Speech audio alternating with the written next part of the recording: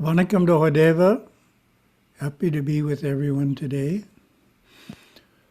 Om Sahana Bhavatu Sahana Bhunaktu Sahaviryam Karavavahai Tejasvinavaditamastu Ma Vidvishavahai. Om Shanti, Shanti, Shanti. We will share the screen.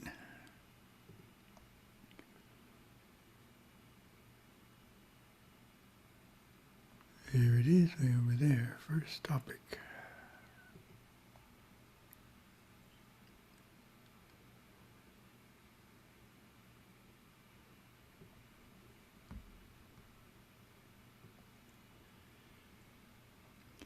Our first topic begins with a question. Does our Dharma change with age, or is it always the same regardless of age? Always the same, or does it change?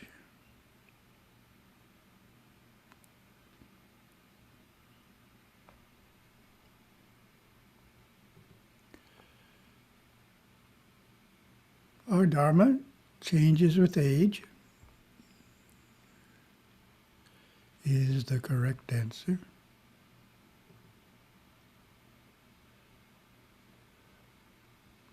Second question, what concept guides how our Dharma changes with age?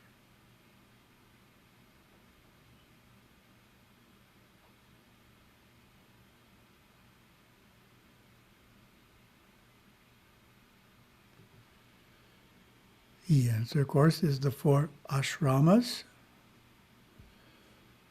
And ashramas in this usage is not a building. It's the usual meaning of ashramas.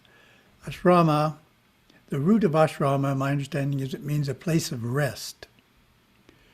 So the physical building is one type of place of rest, but these are places of rest in life, or stages. It's like climbing up a mountain. You get to the first ledge and you stop. You get to the second ledge and you stop, the third ledge and the fourth ledge. So it's a resting place in that sense. Stage of life. And therefore our talk is called Advancing Through Life's 4 Stages. And it has a great subtitle, Applying the Wisdom of Ashrama Dharma lends dignity and increases purpose to every decade of life, but requires some new thinking. January 2013, Publisher's Desk. So this Publisher's Desk is based upon 2 stories.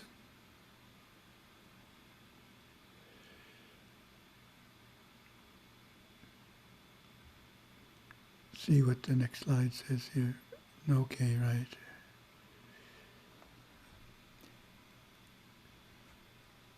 So the 2 stories, I don't have a slide on the 2 stories. The first one is university students. I worked with a group in Texas for a number of years, very sincere group. And I mentioned one seminar, our Dharma changes with our age.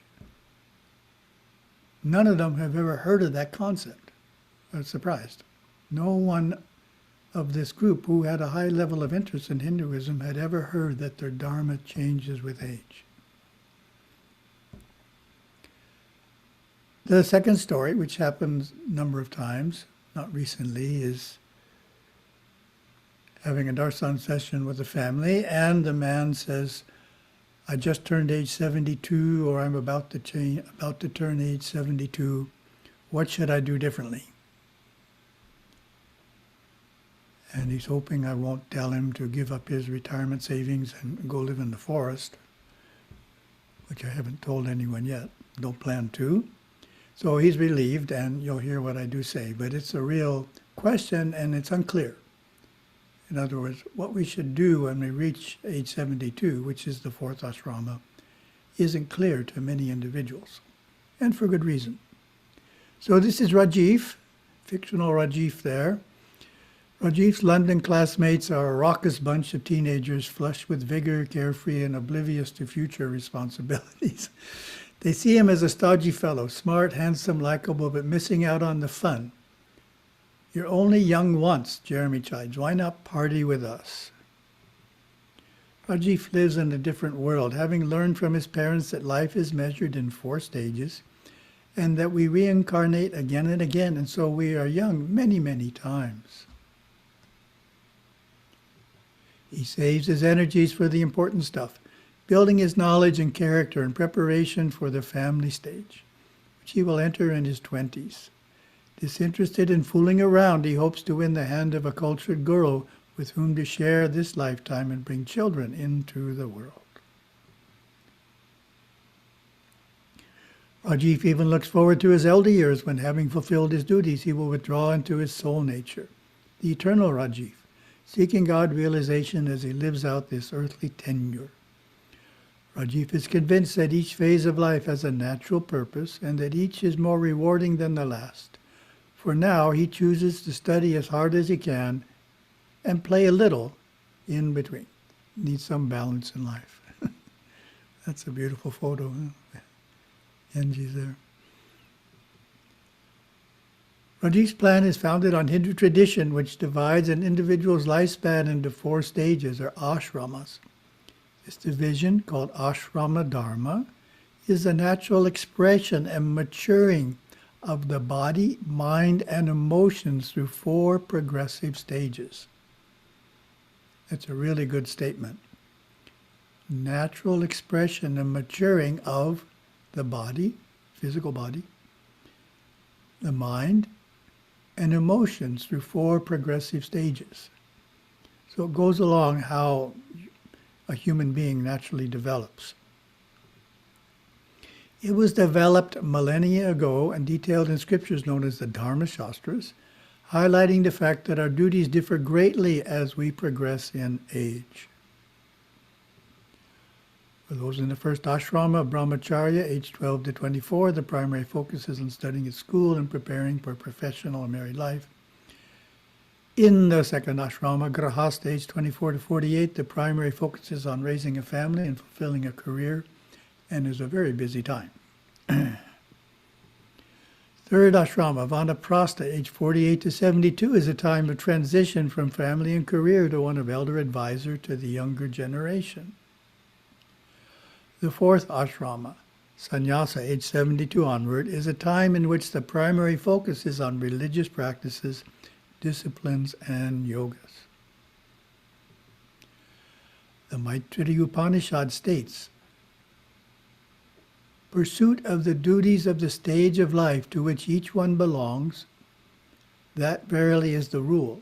Others are like branches of a stem. With this one tends upwards, otherwise downwards."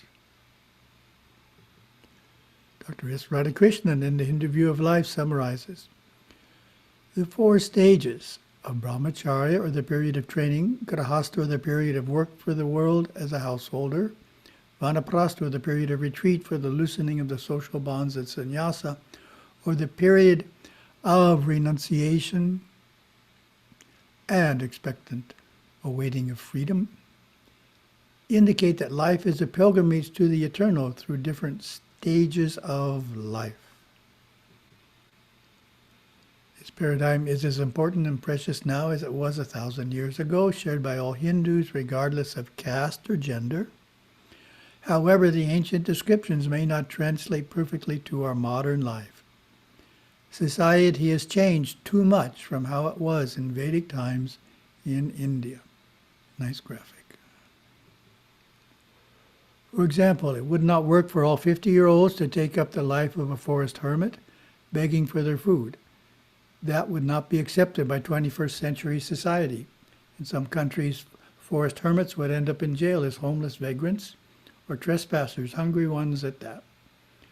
A certain amount of reinterpretation is needed to allow contemporary Hindus to utilize the wisdom of this natural evolution of life. As a starting point, let's review the traditional descriptions. First stage, or ashrama, is brahmacharya, student life, and those in this ashrama are called brahmacharans, those of divine comportment. It was usually a period of 12 years from age 7 or 8 to age 19 or 20. The student lived in his guru's home and learned scripture, philosophy, science, and logic. He was also taught how to conduct the Vedic fire ceremony. The brahmacharan was expected to follow a strict code of conduct, including celibacy, speaking the truth, gentleness in speech, physical austerities such as cold water baths, and eating sparingly at night. Serving the teacher and participating in the household duties were as much a part of his life as formal learning. So one of the reasons that was done is back then there weren't public schools. The government was not providing public schools for everyone. People were learning from their fathers and mothers. Second stage is a householder life. Grahastha Dharma, and those in this ashram are called Grahasthans. After returning to his family home, the student was expected to marry and raise a family, earning well by righteous means to provide for his wife and children, support his parents, and give generously to charity. Third stage is Vanaprastha, hermit life, and those in this ashram are called Vanaprasthans, forest dwellers. Generally around the age of 50 or 55, after the birth of grandchildren, the Shastras explain, the householder is expected to hand over the responsibilities of the family to his children and retire to the forest. He may take his wife if she is willing to share his life of austerities, or leave her with her sons. Leave her with his sons. He is to continue the daily fire ceremony, observe continence, and devote himself to contemplation on God, all to prepare himself for life's final phase.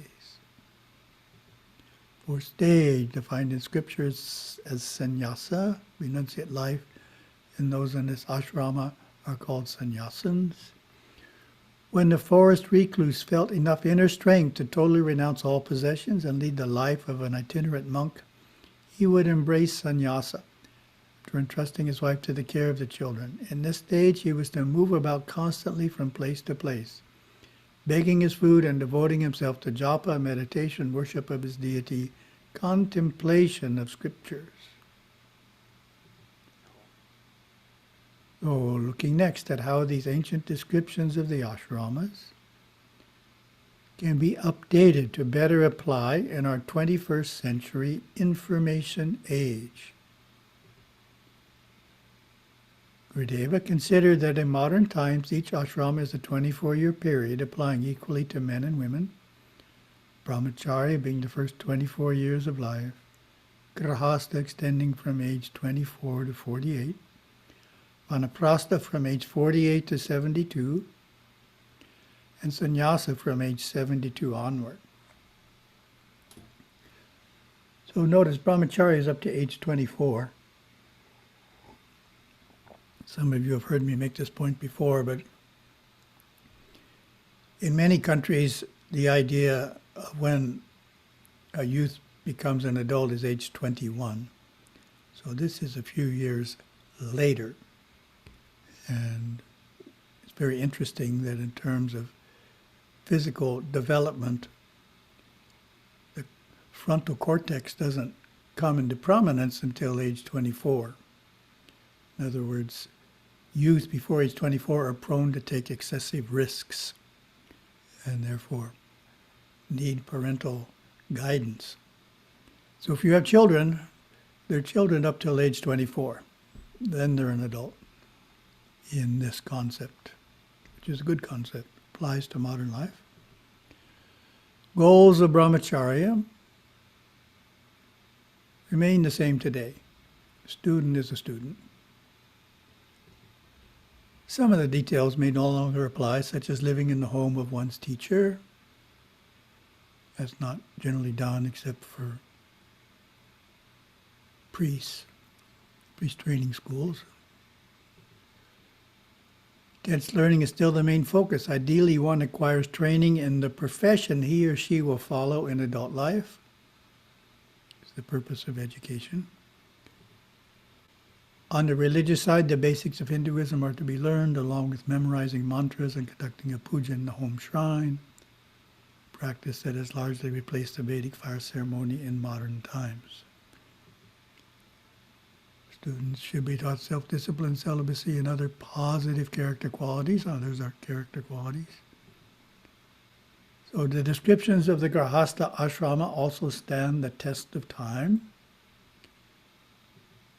Main focus is on marriage, bearing, and raising children. Serving society through one's career, earning income, taking care of elders, and being charitable. Daily puja should be conducted in the home, which ideally the entire family attends. Today, the Grahasthan is the primary teacher of Hinduism to his or her children, a duty the Guru fulfilled in ancient times. So sometimes parents think they can delegate that. I have a whole story about the Hindu center when we were teaching there, that families would drop off their kids, go shopping, come back and expect the teacher to have made their children better Hindus. So that's something you can't delegate. The parents are always the primary teacher. That could be a talk in itself, so I won't go on at length. Other teachers can only supplement that. This ashram is a busy time, as I mentioned, of engagement in the world while advancing one's family and profession. It is in defining the Vanaprastha stage, pause, that the need arises to think, it is in defining the Vanaprastha stage that need arises to rethink the old definitions. So the first two are okay, Brahmacharya and Grahastha. Brahmacharya has changed a little bit, but the core of it's the same, and Grahastha is still the same. So Vanaprastha, we need to rethink it. What changes are needed in the Vanaprastha ashrama? In other words, it means forest dweller. Age 48, you're supposed to become a forest dweller.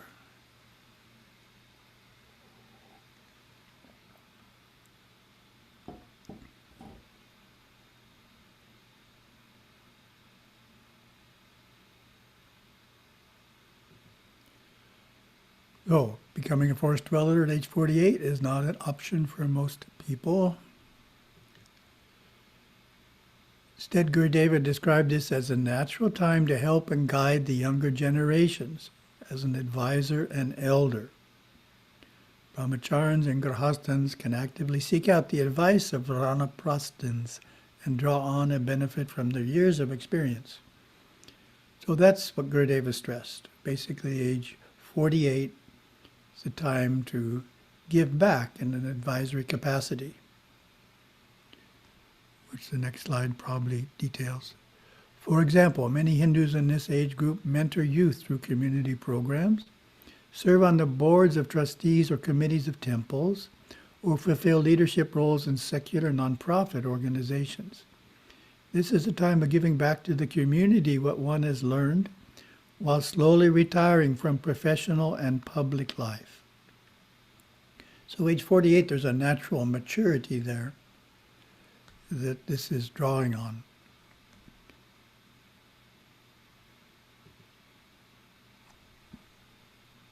So the parameters of the sannyasa ashrama have also widened.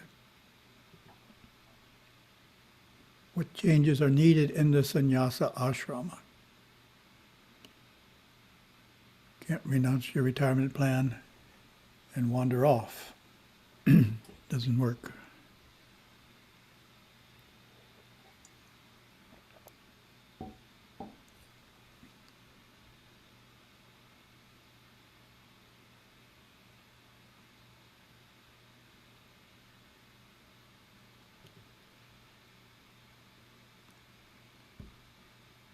So sannyasins or sannyasis are wanderers. Small percentage of modern Hindus follow the model of taking up sannyas after retirement, renouncing the world and wandering among the thousands of itinerant sadhus of India, many of whom took up the mendicant path in their 20s and 30s.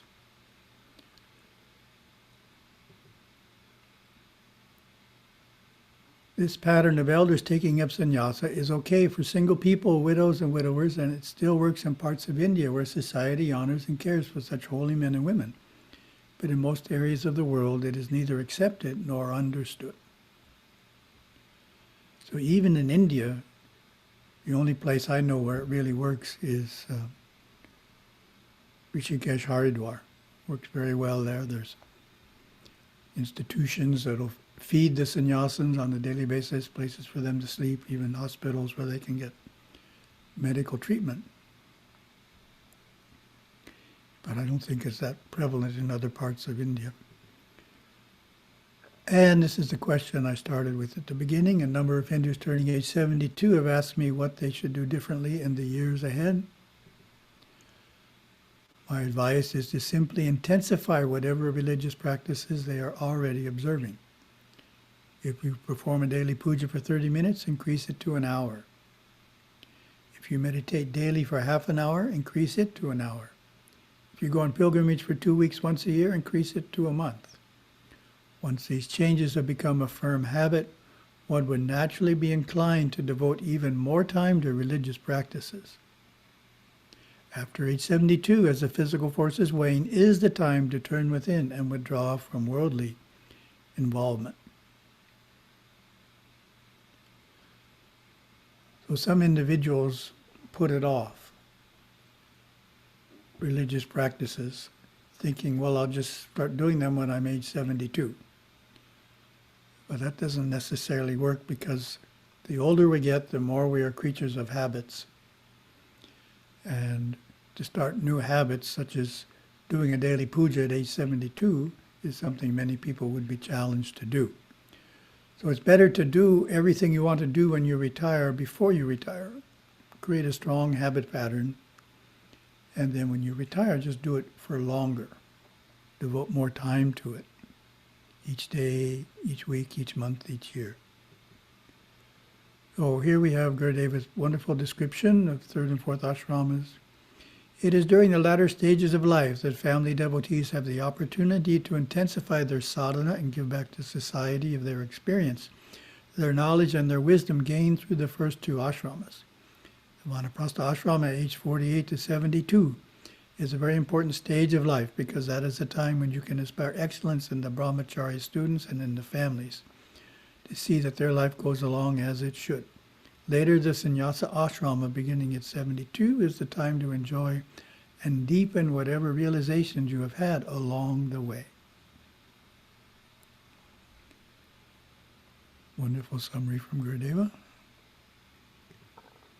And we're moving on to our second topic, which again is from our character building workbook, moving through it character quality to character quality here.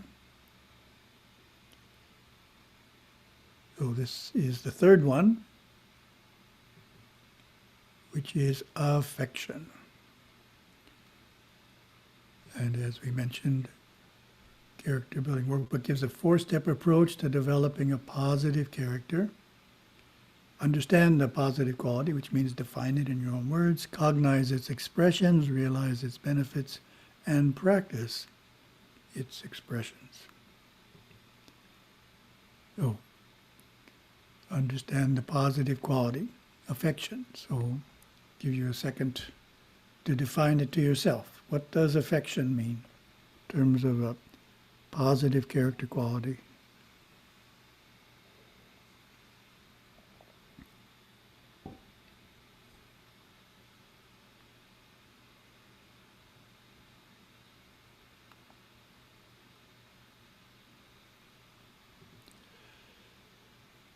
Affection refers to relations among family members and friends where there is a strong bond of closeness and understanding. I cultivate affection by expressing love and spending quality time together. Opposite is distance. Gurudeva explains, to be affectionately detached, that is a power. That is a wisdom. That is a love greater than any emotional love, a love born of understanding, a love that merges you into the river of life and allows actinic force to flow within you so that you realize God.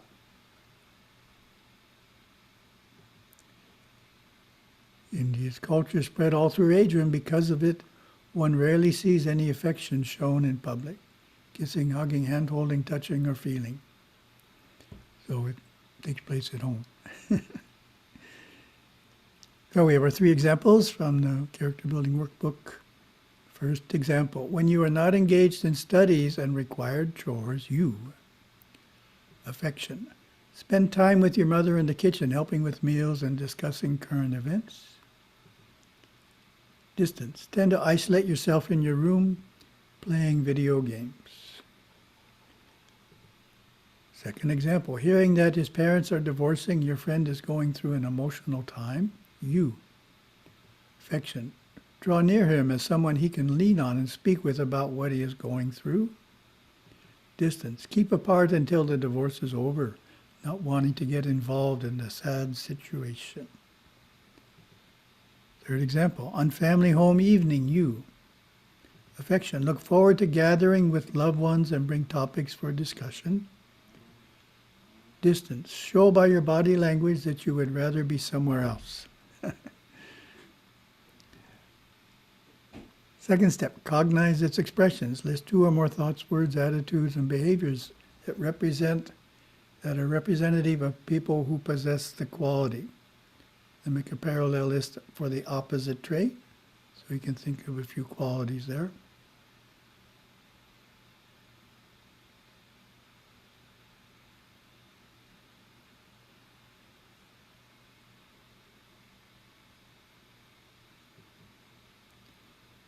Realize its benefits.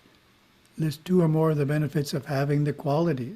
This can include insights into the problems caused when its opposite is followed. Oh, we have a couple of verses from Tirukkural. As the blazing sun dries up a boneless worm, so does virtue scorch a loveless being. Powerful visual image. With love enshrined in the heart, one truly lives. Without it, the body is but bones encased in skin. Then we have one. I'll attempt to read the Tamil. Anbum aranum udaitayin ilvalhai panpum payanum adu. So that poetry even stands out to me. I really think the poetry of it is quite beautiful. And the English, when family life possesses love and virtue, it has found both its essence and fruition. So we're trying for both love and virtue, 2 qualities.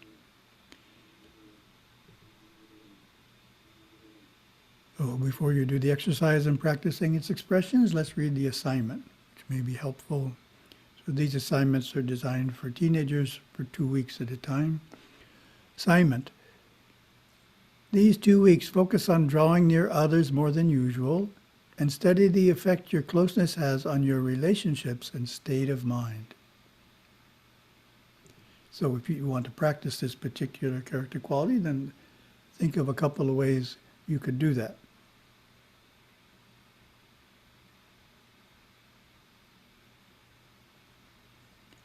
Thank you very much. Stop the sharing.